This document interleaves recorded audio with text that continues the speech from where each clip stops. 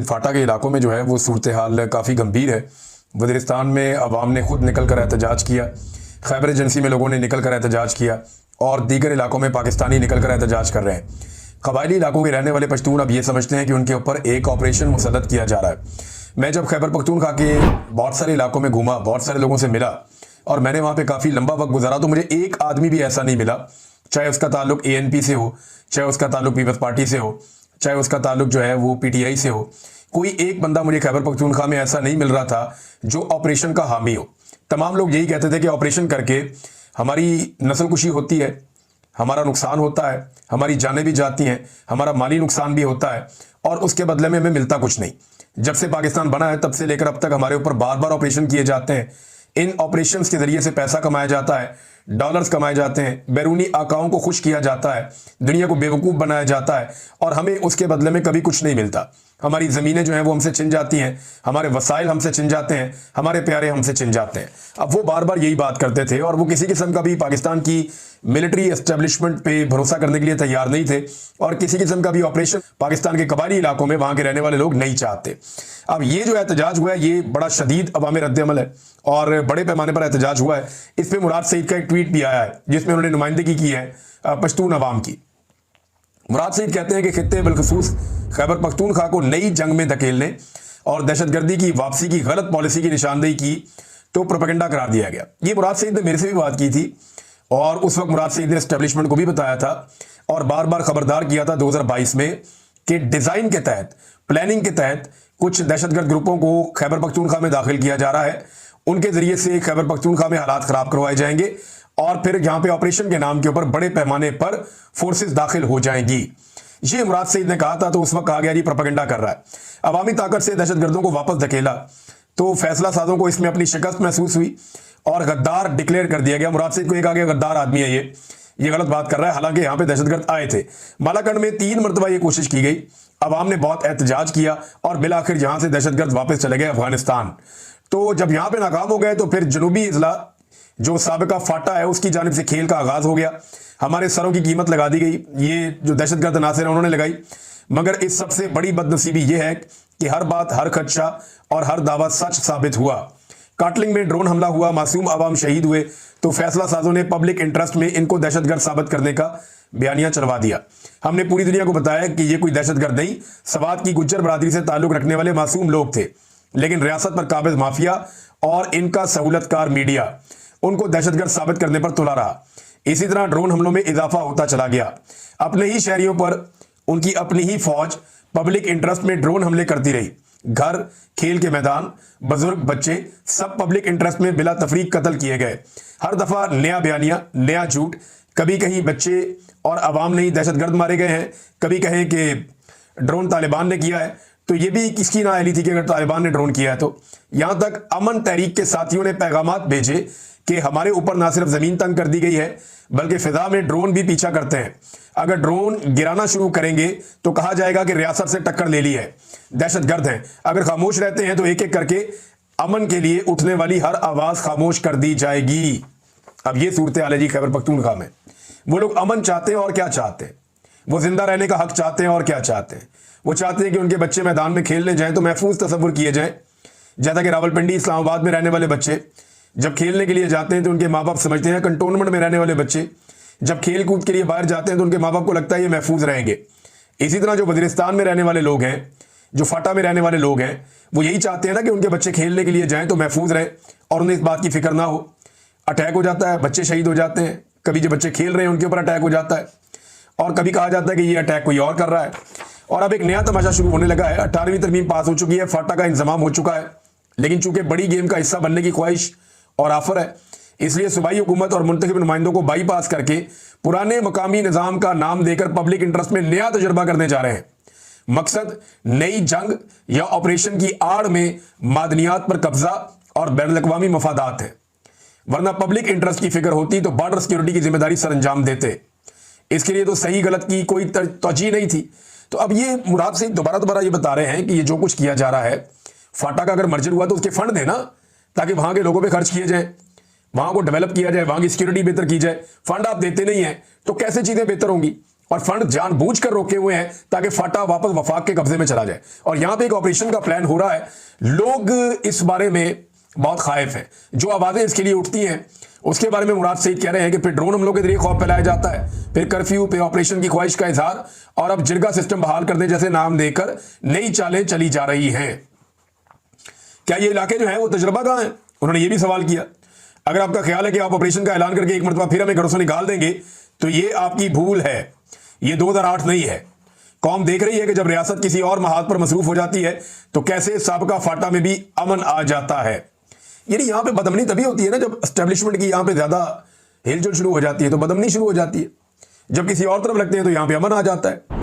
ये मादनियां जब जब एस्टेब्लिशमेंट को भूल जाती है ना तब तब फाटा में अमन आ जाता है। जब जब एस्टेब्लिशमेंट वापस इन मादनियात की तरफ आती है तो फाटा में अमन खत्म हो जाता है। वहां के लोग भी ये कहते हैं कि ये मादनियात हमारी सबसे बड़ी दुश्मन है।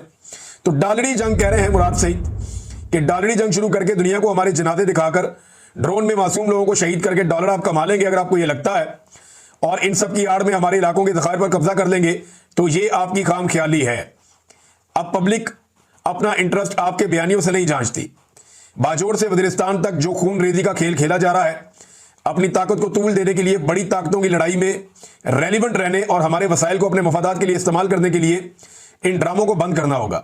गुज़िश्ता 3 सालों में कल और आज जिस अंदाज से लोग निकले हैं, आपको अपनी पॉलिसी पर नजरसानी करनी होगी। ये आपके अपने इंटरेस्ट में बेहतर होगा। मैं अपने लोगों से ये कहता हूं कि बाखबर रहें इस नए खेल से और मुत्तहिद रहें। 11 तारीख से वज़ीरिस्तान में धरना शुरू होगा। 11 तारीख से वज़ीरिस्तान में धरना भी शुरू हो रहा है। दीगर मार्चेज के अलावा इसमें भी अपनी शिरकत यकीनी बनाए। ये पूरा खेल जिस तरह अनफोल्ड हो रहा है इसकी तफसील मैंने आपके अमन नुमाइंदों को पहले ही बता दी है। इन सब की जिंदगी को खतरात है, लेकिन ऐसे मुत्तहिद रहेंगे तो अपना अमन हासिल करके इनके मजमूम मकासद को शिकस्त देने में कामयाब हो जाएंगे। अब मामला यह है कि खैबर पख्तूनख्वा के लोग ये कहते हैं कि जो लोग अमन के लिए आवाज उठा रहे हैं उन्हें गद्दार डिक्लेयर करके उन्हें ड्रोन में मारने के लिए धमकाया जा रहा है। आवाजों को बंद किया जा रहा है, लोगों को दीवार के साथ लगाया जा रहा है, और पूरे ऑपरेशन की एक तैयारी कर दी गई है कि अब दोबारा से खैबर पख्तूनख्वा के कबायली इलाकों में ऑपरेशन किया जाएगा और उस ऑपरेशन से सारे इलाके खाली करवाए जाएंगे। मकामी आबादियां वहां से चली जाएंगी और उसके बाद जो मादनियात हैं वो कंट्रोल में चली जाएंगी वफाक के या सरकार के या एस्टेब्लिशमेंट के, और फिर वो मादनियात जाने और उनके गैर मुल्की आका जाने के उन्होंने वो कैसे निकालनी है। नाज़रीन, आज के दौर का मजलूम कौन है? देखिए, मुहर्रमुल हराम के हवाले से मैं आपको बताऊं तो आप अपने आसपास देख लेना मजलूम कौन है और जालिम कौन है। आज जालिम कौन है? जालिम वो है जो चादर और चारदीवारी का तकद्दुस पामाल कर रहा है। जालिम वो है जो इंसानों को जबरी तौर पर लापता कर रहा है। जालिम वो है जो निहत्ते इंसानों का कत्लेआम कर रहा है, चाहे वो दहशतगर्द हैं चाहे वो दूसरी तरफ के लोग हैं। जालिम वो है जो स्नाइपर राइफल के जरिए से आम निहत्ते मुजाहिरीन के ऊपर गोलियां चला रहा है। जालिम वो है जो नमाज पढ़ते हुए नमाजी को कंटेनर से नीचे धक्का देकर फेंक रहा है। जालिम वो है जो इस वक्त की एस्टेब्लिशमेंट जो कुछ कर रही है वो जुल्म है। वो और क्या है? ये जबर है, जुल्म है, फस्तायत है, इंसानी हकूक की खिलाफ वर्जियां हैं, और ये मैं नहीं कह रहा, तमाम आलमी इदारे भी कह रहे हैं। मजलूम कौन है? इमरान खान और उसके साथी इस वक्त मजलूम है। वो कैसे? इमरान खान अंदर, उसकी बीवी भी अंदर, उसकी बहनों को बार बार गिरफ्तार किया जाता है, उसके रिश्तेदार अंदर, उसका भांजा भी अंदर, उसकी पार्टी के बेशतर लोग अंदर। लगभग 30,000 बंदा इन्होंने उठाकर जेलों में डाल दिया। मजलूम तो फिर वो लोग हैं ना जिनमें से बेशतर बेगुनाह साबित हो गए। मजलूम तो फिर वो लोग हैं ना जिन खवातीन को धकेला गया, मारा गया, घसीटा गया सड़कों पे। मजलूम तो वो लोग हैं जिन खवातीन को अगवा किया गया, जिन मर्दों को अगवा किया गया, जबरी तौर पे लापता रखा गया। मजलूम तो वो लोग हैं जिनसे जबरदस्ती बयानात दिलवाए गए। मजलूम तो वो लोग हैं जिन्हें बगैर किसी जुर्म के अजीबोगरीब किस्म की सजाएं और टॉर्चर का सामना करना पड़ा। मजलूम वो लोग हैं। तो आज आप जालिम के साथ खड़े हैं, मजलूम के साथ खड़े हैं। मुझे पाकिस्तानी होने पे इसलिए फख्र है कि पाकिस्तानियों की अक्सरियत मजलूम के साथ खड़ी होती है। जिस वक्त उन्हें जो मजलूम लगता है, जब फातिमा जना मजलूम थी तो पाकिस्तानियों की अक्सरियत फातिमा जना के साथ खड़ी थी। जब बेनजीर मजलूम थी तो पाकिस्तानियों की अक्सरियत बेनजीर के साथ खड़ी थी। जब नवाज शरीफ मजलूम था तो पाकिस्तानियों की अक्सरियत उधर जाके खड़ी हो गई थी। आज इमरान खान मजलूम है और पाकिस्तानियों की अक्सरियत इमरान खान के साथ आकर खड़ी है। लेकिन ये जो इमरान खान के साथ हो रहा है ना, ये वाहिद आदमी इनको टकर गया निजाम को जो वापस जवाब देता है, रिटेलिएट करता है।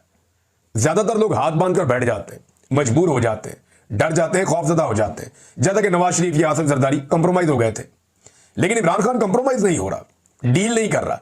बड़ा मजबूत आदमी है, मजलूम होने के बावजूद डटा हुआ है, लिहाजा कौम भी उसके साथ ज्यादा शिद्दत के साथ खड़ी है। आज लगभग 90% पाकिस्तान इमरान खान के साथ खड़ा है। सिक्योरिटी फोर्सेज के अंदर जो सर्वे हुआ, गंडापुर के मुताबिक 88% मकबूलियत है इमरान खान की, और ओवरऑल वो कहते हैं 93% है। ये गंडापुर का दावा है। बहरहाल आज जो मजलूम है सब जानते हैं, और अच्छी बात यह है कि पाकिस्तानी मजलूम के साथ खड़े हैं। अब यह फर्क यह है कि कोई आदमी दिल में बुरा जानता है, मौका मिलता है जाके सिर्फ टप्पा लगा के आता है। कोई आदमी जुबान से बुरा कह देता है, जहां बैठता है वो कहता है ज्यादती हो रही, गलत हो रहा है। और कोई आदमी हाथ से रोकने की सलाहियत रखता है, वो कहता है जी मैं बाहर निकलूंगा, मैं इस जुल्म के खिलाफ खड़ा हूंगा, मैं डट जाऊंगा। और ये सबसे बेहतर दर्जा होता है कि आप जालिम का हाथ रोकें पकड़ के। जालिम का हाथ रोकना हम सब पे फर्ज है, और हमें ये रोकना होगा, वरना हमें जाकर जवाब देना पड़ेगा। तो ये जनाब अपने अपने तौर पर आपको कोशिश करनी है। नाज़रीन, मोहसिन नकवी साहब की हालत यह है कि आशूरा के जुलूस में गए निसार हवेली से, और वहां पे भी उनके आसपास कमांडोज, पुलिस पूरे घेरे के अंदर वो वहां पे ट्रैवल कर रहे थे। तो जो कुछ इन्होंने अवाम के साथ कर दिया है ना, इतना इन्होंने जुल्म किया कि अब इनका एतमाद ही खत्म हो गया है। ये खुलकर पब्लिक के अंदर नहीं आ सकते। इन्हीं जगहों पे हमने दिन के वक्त देखा बार बार आलिया हमजा को, वो पुलिस की सिक्योरिटी उनके साथ नहीं थी, उनके अपने लोग उनके साथ थे, वो घूम रही थी, हर जगह पे जा रही थी, बैठी है, लोगों को मिल रही है, लोगों को पानी पिला रही है, उनके साथ बातचीत कर रही है। तो एक तरफ आप ये देख लें कि एक खातून है वो कैसे घूम रही है, पाकिस्तान तहरीक इंसाफ के किसी भी बंदे को आप छोड़ दें। दूसरी तरफ मोहसिन नकवी साहब पब्लिक से ही इतने खौफजदा हैं, इतने खाइफ हैं, उन्हें आइडिया है कि वो पब्लिक के अंदर भी ओपनली मूव नहीं कर सकते। हालात तो ये पैदा हो गए। हालांकि मोहसिन नकवी को इमरान खान के लेवल का लीडर तो है नहीं, वो एक मीडिया मालिक है और आर्मी चीफ से उनका एक ताल्लुकदारी है। उस ताल्लुकदारी की वजह से वो वज़ीर आला पंजाब बन गया था, उसी ताल्लुकदारी की वजह से वो आज वज़ीर दाखिला है। और तो उसके पल्ले कख नहीं है ना। और कौन है मोहसिन नकवी, कौन जानता है? चौधरियों का रिश्तेदार था, हमें यह पता था, या इसने एक सहाफत करते करते एक चैनल बना लिया था, हमें यह पता था। इसके अलावा तो इसका कोई तारुफ नहीं है ना। इसके अलावा तो अब इसका तारुफ यह बनाना कि आर्मी चीफ जो मौजूदा आए हैं उनके साथ इसकी रिश्तेदारी है, जिसकी वजह से ये पहले बन गया वज़ीर आला और उसके बाद बन गया वज़ीर दाखिला, और पीसीबी का चेयरमैन बनने का इसको शौक था, वो भी ये बन गया कि जनाब मैंने ये भी बनना है, वो भी बन गया। तो ये इसका टोटल तारुफ है।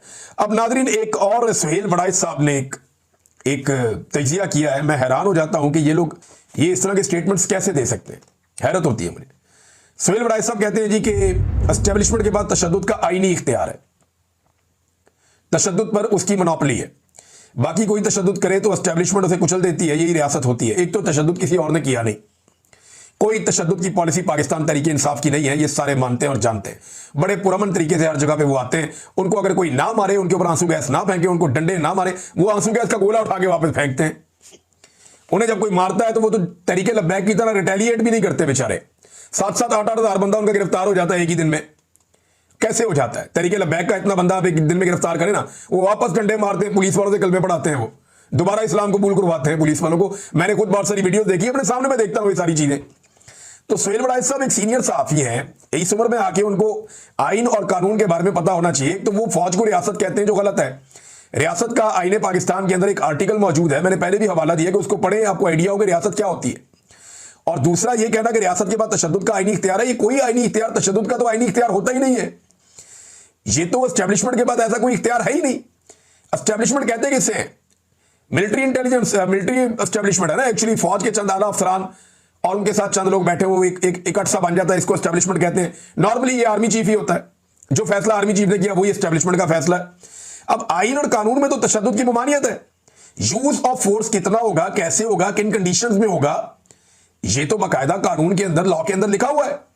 तो ये तशद्दुद का इख्तियार, और वो भी आईनी इख्तियार, मेरी समझ से बाहर है।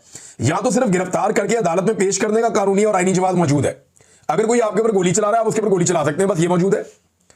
लेकिन कोई गोली नहीं चला रहा, निहत्था करा हुआ, आप गोली मारेंगे तो कानून आपके खिलाफ हरकत में आएगा, और ये आइन और कानून के मुताबिक है। वही कह रहे हैं कि आईनी इख्तियार है तशद्दुद का। मुझे बातों का हैरत होती है। नाज़रीन, जो यानी जिस तरह की पॉलिटिकल पार्टी है उसी तरह के उनके चाहने वाले भी हैं। यानी यहां पे आप अंदाजा करें कि एक तरफ ये कहा गया जनाब हमने एमएस भी मुअत्तल कर दिया क्योंकि एमएस गलत आदमी था, हमने जो है वो जो सीईओ है उसको भी मुअत्तल कर दिया क्योंकि वो भी गलत आदमी था। तो अब जनाब एक और खबर आई है उसी अस्पताल से जुड़ी हुई, डीएचक्यू अस्पताल जो है पाकपतन वाला, वहां से कि ऑक्सीजन की सप्लाई बरकरार रखने के लिए एमएस को जिस हेड नर्स ने, सलमा तुफैल साहिबा थी, जिन्होंने ये खत लिखा था, उनकी सर्विसेज महकमा हेल्थ को वापस कर दी गई, यानी उनको ओहदे से हटा दिया गया। यानी उस नर्स को ही, हेड नर्स को ही फारिग कर दिया जिसने एमएस को यह लिखा था कि ऑक्सीजन की सप्लाई खत्म हो रही है, बच्चे मर जाएंगे, इन्हें बचाना है तो सप्लाई का बंदोबस्त करें। वो कहते हैं जी अस्पताल की शोहरत को नुकसान पहुंचा है। अस्पताल की नहीं, मरियम नवाज की शोहरत को नुकसान पहुंचा है। यहीं से सारा मामला खुला है। इस खातून ने बर वक्त ये कहा था कि बच्चे फौत हो जाएंगे, ऑक्सीजन का बंदोबस्त करो। एमएस ने नहीं किया। आज एमएस गिरफ्तार है, इसको क्यों होते से हटा रहे? इसको तो इनाम देना चाहिए था, इसको तो बुलाकर कहना चाहिए था, शाबाश देनी चाहिए थी कि आपने अच्छा किया, कि आपने निशानदेही की और अपनी ड्यूटी आपने पूरी की, लेकिन इसको भी हटा दिया गया। यहां से आप अंदाजा कर लीजिए। और नाज़रीन, जो प्राइवेटाइजेशन की इनकी पॉलिसी है वो भी बहुत बुरी तरह नाकाम हुई है। पंजाब हुकूमत की जानिब से अस्पतालों को प्राइवेटाइज करने का मंसूबा शुरू होने से कबल ही जवाल का शिकार हो गया है। मोहम्मद उमैर साहब ने इस बारे खबर दी है और 2 पेपर भी इसके साथ मुंसलिक किए हैं। वो ये बताते हैं कि मुजफ्फरगढ़ और ओकाड़ा में 2 अस्पताल प्राइवेटाइज होने के बाद प्राइवेट इंतजामिया ने अस्पताल चलाने से इनकार कर दिया। बसीरपुर में अस्पताल प्राइवेट और सरकारी होने के मसले में अमला ना होने के बायस 2 शहरी जान की बाजी हार गए। एक तो सरकारी अस्पतालों को प्राइवेटाइज करने का ये मंसूबा क्या है? यानी ये कर रहे हैं ना कि आवाम से पहले हेल्थ कार्ड छीन लिया। लोग अब इलाज करवाने के लिए सरकारी अस्पतालों की तरफ भागेंगे क्योंकि उन्हें मुफ्त इलाज चाहिए। वो भागेंगे, बेचारे जाएंगे सरकारी अस्पतालों में, जाएंगे और कहां जाएंगे? तो जब वो सरकारी अस्पतालों में पहुंचेंगे तो उन्हें पता चलेगा ये तो प्राइवेटाइज हो गया। यानी गरीब आदमी कहीं से भी इलाज ना करवा सके, ये अपनी सर्जरी करवाए जाके वहां से यूरोप से, ये पहुंच जाए उधर नीदरलैंड, वहां से जाके कहें जी हमने यहां पे सर्जरी करवानी है, फलाने फलाने यूरोप के मुल्क में हम आ गए हैं। ये अपना इलाज करवाएं जाके बर्तानिया से, ये अपनी खांसी भी इनको आए इनके बच्चे को तो ये पहुंच जाए वहां पे, जनाब वहां से हमने अपना इलाज करवाना है, बर्तानिया से, यूरोप से। लेकिन गरीब आदमी जिस सरकारी अस्पताल में इलाज करवाने जाए वो भी प्राइवेटाइज हो जाए कि दो ये भी प्राइवेटाइज कर दो। और हालात ये पैदा कर दिए, इतने नालायक हैं कि ये काम भी वो ठीक से नहीं कर पा रहे। यानी रेवड़ियां जो बांट रहे हैं वो भी इनसे ठीक तरीके से नहीं खाई जा रही। नाज़रीन, सिंध वाले भी कोई इतना आगे नहीं है, उनके हालात जरा आप चेक करें कि लियारी में बिल्डिंग गिरे हुए 2 दिन हो गए, अभी तक वो उस बिल्डिंग के मलबे से लाशें नहीं निकाल सके। वो एक दूसरे पे इल्जाम डाल रहे हैं। एमक्यूएम कह रही है जी पीपल्स पार्टी इसके लिए जिम्मेदार है, ये बिल्डिंगें बनाते हैं इस तरह की, ये और बहुत बिल्डिंगें गिरेंगी, इन्होंने बेड़ा गर्क कर दिया कराची का, इनको इक्तदार का नशा है। एमक्यूएम ये कह रही है, पीपल्स पार्टी कह रही है नहीं नहीं नहीं, एमक्यूएम चोर है, एमक्यूएम फ्रॉड कर रही है, एमक्यूएम को नशा इक्तदार का, एमक्यूएम ने ये सारा पैसा लेके अपने सेक्टर कमांडर के जरिए से अजीबोगरीब किस्म की बिल्डिंगें बना दी हैं। सेक्टर हेड जो इनके बने हुए थे, इन्होंने बेड़ा गर्क किया जनाब कराची का। वो पीपल्स पार्टी एमक्यूएम पे डाल रही है, एमक्यूएम पीपल्स पार्टी पे डाल रही है, और लाशें वहां मलबे में दबी हुई है। और कैपेसिटी इनकी ये है, रोला इन्होंने डाला हुआ था कि जहां सैलाब आ गया वहां पे लाशें क्यों नहीं मिल रही, वो वहां से तो लाशें मिल गई थी। उसके ऊपर तनकीद कर रहे थे, हालांकि वो तनकीद के काबिल था, वहां इंतजामी गफलत थी।